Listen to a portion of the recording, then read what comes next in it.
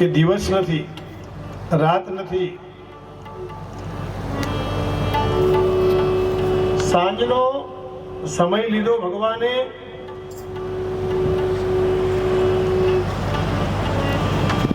બહાર નથી, અંદર નથી, એટલે ઉમરામાં બેઠા.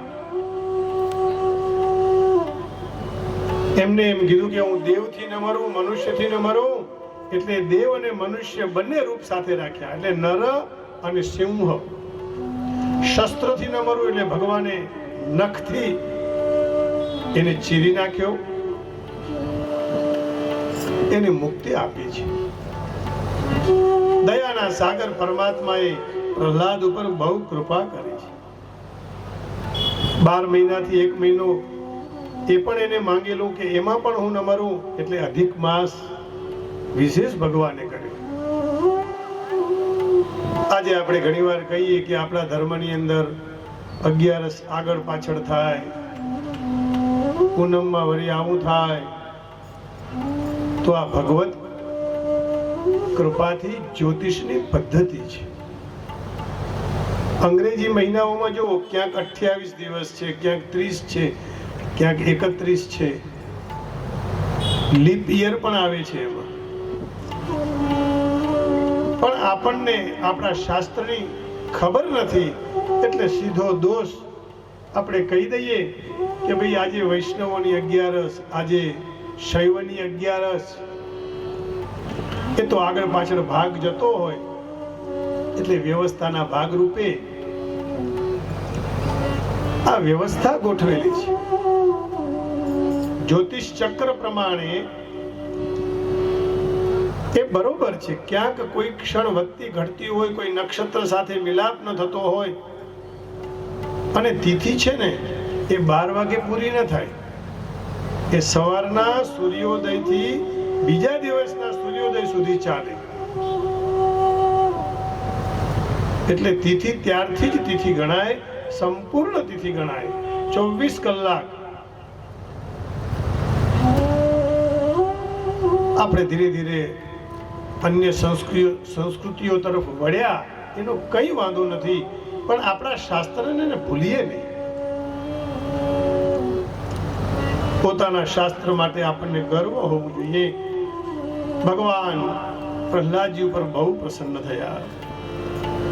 લક્ષ્મીજીથી પણ પ્રભુ એ વખતે તો વિકરાળ સ્વરૂપમાં જ હતા, શાંત ન થયા. પ્રહલાદ એક નાનો એવો દીકરો, અને એ દૈત્ય પુત્ર છે, છતાં એની રક્ષા કરી. એટલે ભગવાનને કોઈ ભેદ નથી. સુખદેવજી મહારાજ પરીક્ષિત મહારાજને કહે, હે રાજન, સત્યમ વિધાતુમ નિજ ભૃત્ય ભાષિતમ વ્યાપ્તિમ ચ ભૂતે સ્વખિલેષુ ચાત્મના. બ્રહ્માજીએ જે વરદાન આપેલું, એટલે વરદાનની પણ રક્ષા કરવી પડે. ભગવાન એમાંથી પણ પાસ થઈ ગયા. સનકાદિકોએ જે શાપ આપેલો કે તારે બીજો જન્મ લેવો પડશે, હિરણ્યકશિપુ જે જય અને વિજય હતા, આપ જાણો છો, એ પણ સિદ્ધ થઈ ગયું. અને ભક્ત પ્રહલાદના વચનને સત્ય કરવા માટે આજ ભગવાન નરસિંહ રૂપ લઈને પધાર્યા છે. નરાણામ સિંહ નરસિંહ એમ પણ કહેવાય. નરોમાં પણ જે સિંહ સમાન છે એવા ભગવાન. ભગવાનને દંડવત પ્રણામ કર્યા. હે પ્રભુ, આપ અનંત શક્તિ યુક્ત છો, હું આપને પ્રણામ કરું છું. બ્રહ્માદિ દેવતાઓ પણ ભગવાનની સ્તુતિ કરી. ભગવાન કોપથી યુક્ત હોય જ નહીં. ક્યારેક ક્યારેક ક્રોધ પણ અનુગ્રહ બનતો હોય છે. આપણા ઘરના પરિવારમાં કોઈ નાનો દીકરો હોય અથવા દીકરી હોય, અને આપણે એને ક્રોધ કરીને કંઈક સમજાવવા જઈએ, તો એ ક્રોધ પણ કલ્યાણ માટે છે. શાપ પણ અનુગ્રહ છે. જેટલી કથાઓ આપ જુઓ, એ બધી કથાઓમાં શાપ આપ્યો હોય તો એ અનુગ્રહ છે, ભગવદ કૃપા છે. જો આવું ન માંગ્યું હોત તો ભગવાનના દર્શન ક્યાંથી થાય? હિરણ્ય કશિપુ જે અપરાધ કર્યો હતો, 3 જન્મ લીધા, પણ ભગવત દર્શન થયા છે. જન્મે જન્મે મારે તમારે દુઃખ લેવું પડે છે. એ જન્મનું દુઃખ હું તમે ભૂલી ગયા છીએ. આપણને ખબર નથી કે જન્મતી વખતે કેટલું દુઃખ. માને તો ખરું જ, પણ જીવાત્માને પણ એટલું જ દુઃખ મળે. ઉદરમાં રહેલો જીવ ભગવાનને કે હે પ્રભુ, હવે મને મુક્ત કરો, હે નારાયણ. અને બાળક પેલું આ ધરતી ઉપર આવે એટલે રડવાનો એનો અવાજ હોય, ઉવા. હવે છૂટ્યા પછી એમ કે છે કે હું અહીંયા અને તું ત્યાં. આ વા કાઠિયાવાડી શબ્દ છે. જીવ એટલો સ્વાર્થી છે કે ભગવાનની સાથે જેટલો જદી છૂટો પડ્યો અને ભગવાનને ધીરે ધીરે ભૂલવા લાગ્યો છે. પણ પ્રભુ એને ક્યારેય ભૂલતા નથી. ભગવાન ભક્તનું કલ્યાણ કરવા માટે જ જન્મ લે છે. આ 3 ને 3 જન્મ લેવા પડ્યા, પણ ભગવાને 4 જન્મ લીધા છે. અને મૃત્યુનું દુઃખ કેવું હશે મને તમને ખબર નથી, પણ શાસ્ત્ર એમ કહે છે કે હજારો વીંછીઓ જેમ કરડે અને જે પીડા થાય એટલી પીડા થશે. और उस समय यदि मुख में हरि नाम नहीं आया तो कोई अपनी रक्षा कर नहीं पाएगा, न रक्षा होगी. અંત સમય મારો આવશે ત્યારે દેહનું રહે ન ભાવ. અંત સમય મારો આવશે ત્યારે દેહનું રહે ન ભાવ.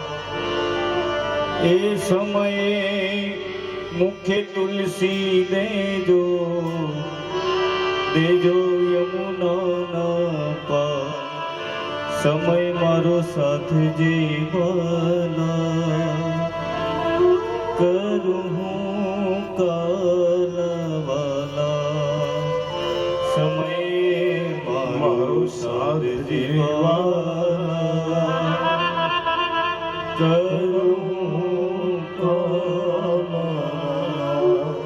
કંઠરું દાસને નાળી હું तुझसे जीवन दो. कंठरुधासने नाड़ी हूँ तुझसे जीवन दो. ए समय मारा बेला जियो, एरे समय मारा बेलाजी करजो બંસરીના, કરજો બંસરીના. સમય મારો સાધજે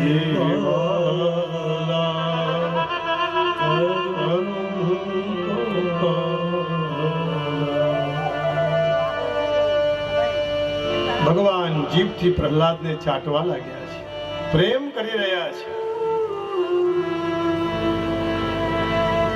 ગૌતમ ઋષિ એમને આંખો નથી, પણ જ્યારે ગાય એ આંખોને ચાટવા લાગી એટલે એમની આંખોમાં દ્રષ્ટિ આવી, એટલે નામ પડ્યું ગૌતમ. આ ગોતા છે ને એ ગૌતમ ઋષિનું છે. હા, ત્યાં ગૌતમ ઋષિ આશ્રમ પણ છે. પ્રહલાદને ભગવાન ચાટવા લાગ્યા અને ભગવાન આજે એમ કે છે કે હે પ્રહલાદ, હું તારી ક્ષમા માંગુ છું. देखिए तो सही, परमात्मा की करुणा कितनी है। भक्त तो भगवानની ક્ષમા માંગે, પણ હે પ્રહલાદ, મને આવવામાં વાર લાગી, તને કેટલું કષ્ટ પડ્યું છે। પર્વત ઉપરથી નીચે પટકાવ્યો, તને અગ્નિમાં બળી જાય એટલા માટે અગ્નિમાં નાખ્યો। હોલિકા સ્વયં લઈને બેઠી, ઝેરી સાપ દ્વારા કરણાવવાની કોશિશ કરી, શું નથી કર્યું। પ્રહલાદ અને પ્રહલાદજીના મુખમાંથી ભગવત સ્તુતિ નીકળી। બ્રહ્માદયો સુરગણા મુનયોથ સિદ્ધા સત્વૈકતાનમતયો વચસાં પ્રવાહી।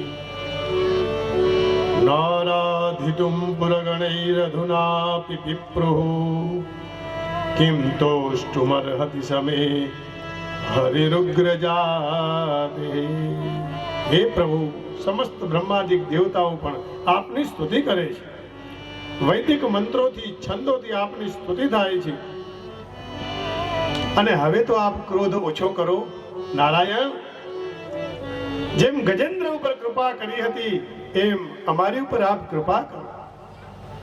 ભક્ત્યા તુતોષ ભગવાન ગજયુથપાય। એ ગજેન્દ્રની પાસે કઈ વિદ્યા હતી, કઈ યોગ્યતા હતી, અને તમે એક પુષ્પ એને અર્પણ કર્યું, દોડતા દોડતા આવેલા। તમારી ભક્તિ દ્વારા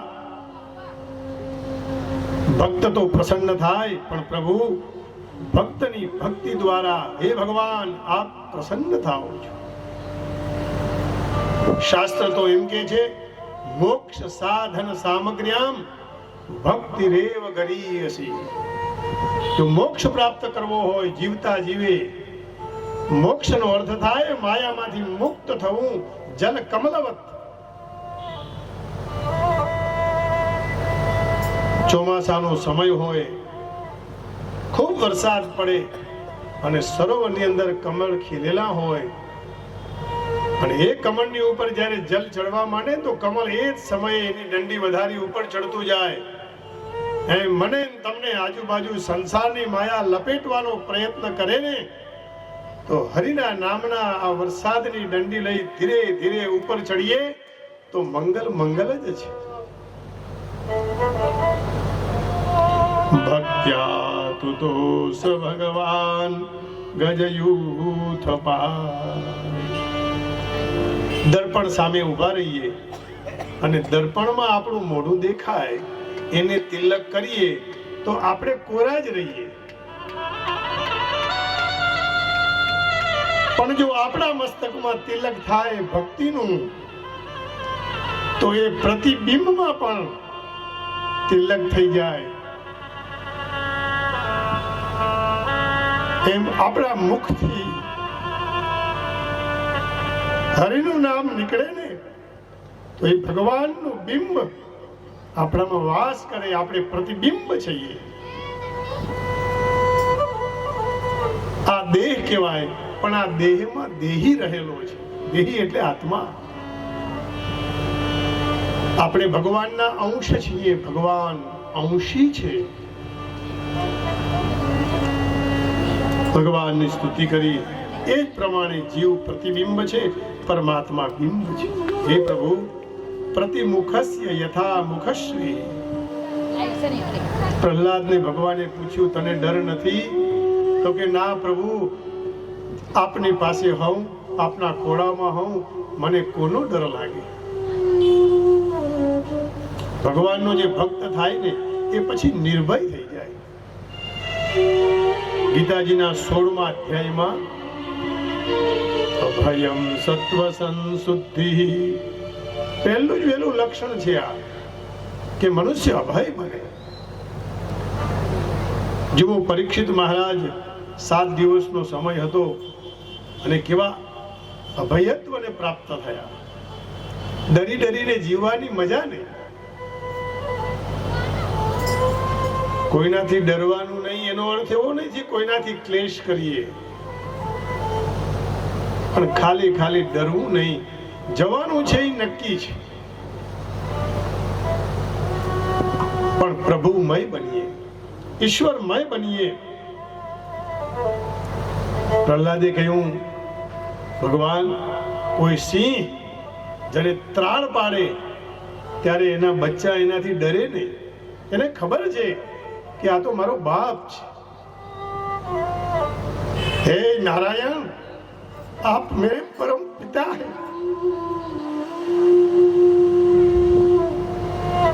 इस दीन पर आपने कृपा की,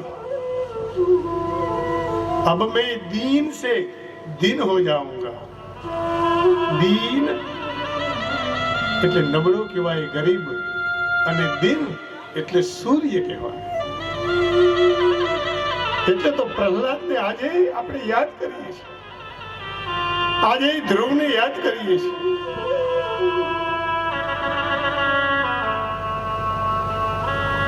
આવા ભક્ત પ્રહલાદ જેવા આ ધરતી ઉપર થયેલા છે, એટલે આ ધરતીની મહત્તા છે. ભાગવતજી કે અહો અમીશામ કિમકારી શોભનમ.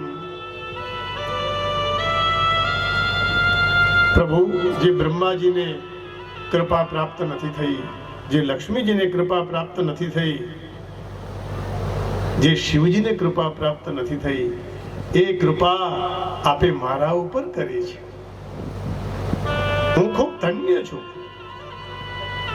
પણ પ્રભુ આપે આપવું હોય તો એક વસ્તુ આપો કે હું માયાથી ડરું છું. માયામાંથી મને મુક્ત કરાવવા માટે આપ આશીર્વાદ આપો. મને હવે બીજાનો કોઈનો ડર નથી.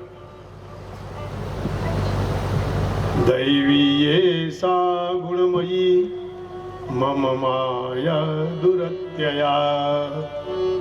ભગવાને કહ્યું છે હા ગીતાજીમાં કે મારી આ માયા બહુ દુસ્તર છે, કઠિન છે.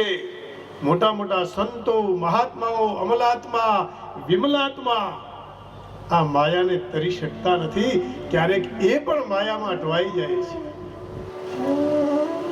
દૈવી એસા ગુણમયી છે, ગુણવાળી પણ. હા, જો માયા ન હોય તો આ સૃષ્ટિની રચના જ કઈ રીતે થાય? ભગવાન સત્વ, રજ, તમ આ ત્રણ ગુણો દ્વારા માયાની રચના કરે છે. માયા ભગવાનની દાસી છે. જેમ મુક્તિ દાસી છે, એમ ભગવાન જેમ આદેશ કરે એમ માયાને કરવું પડે. દૈવી એસા ગુણમયી મમ માયા દુરત્યયા. પણ કોણ તરી જાય?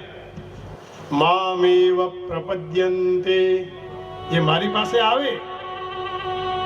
માયામ એતામ તરંતિ તે, એ તરી જાય. સંસારમાં પણ આજ પ્રમાણે છે. આપણું કંઈ પણ કાર્ય હોય અને કોઈ આપણું કાર્ય કરી શકતું હોય એની પાસે જઈએ તો કાર્ય ધીરે ધીરે ધીરે એની ગતિએ પરમાત્માની ઈચ્છા પ્રમાણે પૂર્ણ થાય જ. માણસ પાસે જો આવો અનુભવ થતો હોય જવાથી, તો સચ્ચિદાનંદ ઘન પરમાત્મા પાસે આવો અનુભવ ન થાય? થાય જ. કારણ એમાં પરમાત્માનો અંશ છે. ન બ્રહ્મણો ન તુ ભવસ્ય ન વૈરમાયા યન્મેર્પિત સરસી પદ્મકર પ્રસાદ. આ રસગુલ્લા ખાઈ ત્યાં સુધી ખૂબ આપણને જીવ ઉપર આનંદ આવે, પછી કઈ નહીં. વિષયોનું પણ એવું જ છે. એક ક્ષણ માટેનો આનંદ, અને એમાં આપણું જીવન ક્યાં ક્યાં સુધી પહોંચી જતું હોય છે. વિષયાનંદ કરતા બ્રહ્માનંદમાં વિશેષ આનંદ છે. વિષયો બહુ ભોગવીએ, વધારે રસગુલ્લા ખવાઈ જાય તો પેટ બગડે. એમ અતિ વિષયોનો ભોગ થાય. એટલે ભગવાને આપેલું આ શરીર પણ ધીરે ધીરે બગડવા લાગે. સંસારને ચલાવવાની ભગવાને ક્યાંય ના નથી પાડી. આપણા ઋષિ મુનિઓ બધા સંસારી જ હતા, પણ સમય પ્રમાણે એમાંથી બહાર નીકળી આ સંસારના દાવાનળમાંથી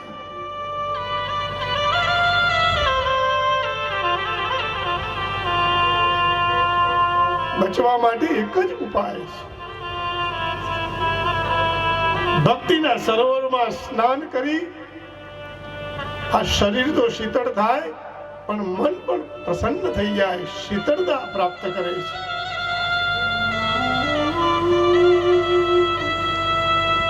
ક્યારેક એકાંતમાં બેસીને વિચારી જોજો, હરિભજન જ સર્વોત્તમ શ્રેષ્ઠ છે. અને એકાંતનો અર્થ થાય એક અંત. હવે કોઈ જ નથી, એક જ ભગવાન છે. હું શું લઈને આવ્યો હતો, શું હવે લઈ જઈશ, કંઈ જ લઈ જવાનું નથી. એ માયામાંથી છૂટવા માટે હરિશરણ જ સર્વોત્તમ છે. અરે દૈત્યો પણ ભગવાનને શરણે ગયા, દૈત્ય બનીને પણ. અને આપણે તો મનુષ્ય દેહ મળ્યો છે, બધું જ કરી શકીએ આપણે. એ ભગવાનને ભજીએ. ભક્તિ કરતા છૂટે મારા પ્રાણ, પ્રભુ હે હું માગું છું. ભક્તિ કરતા છૂટે મારા પ્રાણ, પ્રભુ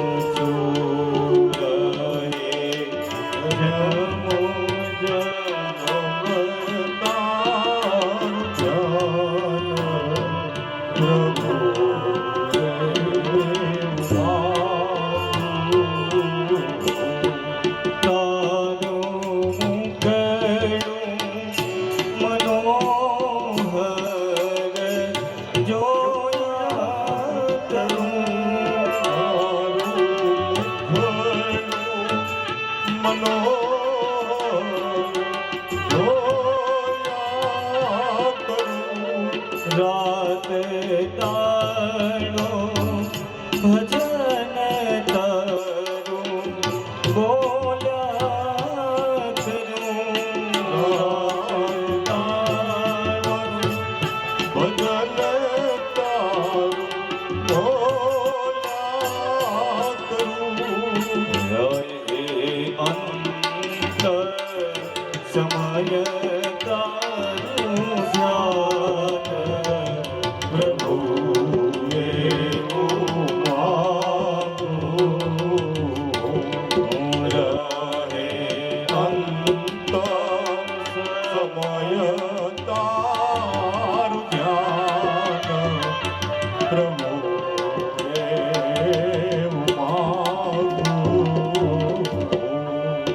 સમય પ્રકારની એક નિષ્કામ ભક્તિ, કેવલ ભગવાનને જ ઈચ્છવા.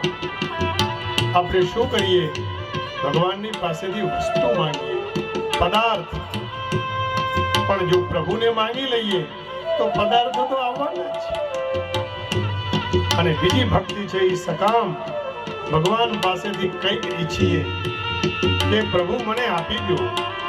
અરે એ માનવ, આ મસ્તકમાં કેટલી જીબી ટીબી ભરેલી છે,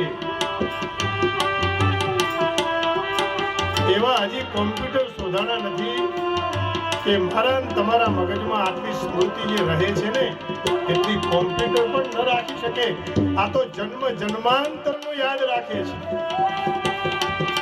શરીરના પાછળના ભાગમાં છેલ્લે એક બ્લેક બોક્સ ભગવાને રાખ્યું છે.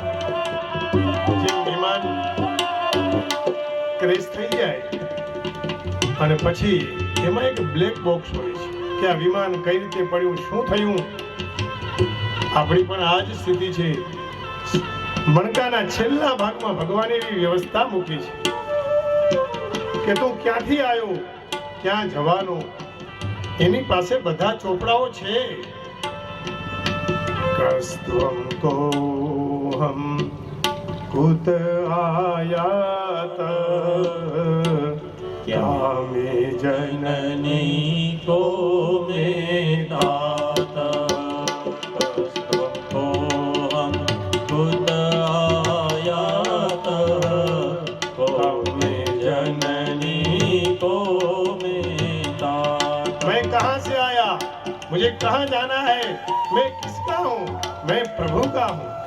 शंकराचार्य महाराज કહે છે कस्य त्वं कृत आयात इति परिवारय सर्वमसारम्